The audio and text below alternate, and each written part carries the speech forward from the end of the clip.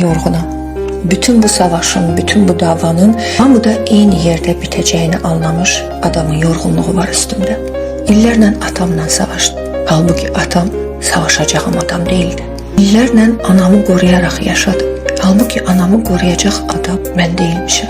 Atamla, anamla o qədər savaşdım ki, öz əsl düşmənlərimlə qarşılaşdıqda gücüm qalmamışdı. Kafeye gidip kofe içmek, bazar günləri güneş görmək üçün dənizə getmək. Bunlar əlbət saadətdir. Amma hər gün sadəcə bu saadətlə doymazmış insan. Ömrümüz boyunca apardığımız bu davanın tək mükafatı sonunda insan qazanmaqmış. Bizsə hey insanla savaşdıq. Yaxşının da, pisin də əvvəl-axır eyni qədər yorulduğu, eyni yerə çatdığı bir müharibə içində yaşayırıq. Həyat mübarizədir dedikdə elə bilirik ki, mütləq bir gün bitəcək. Həyat müharibədir deyəndə elə bilirik ki, birimiz mütləq bir gün zəfər çalacaq. Halbuki həyat bitməyən mübarizə, zəfərsiz bir müharibədir. Yorğunam.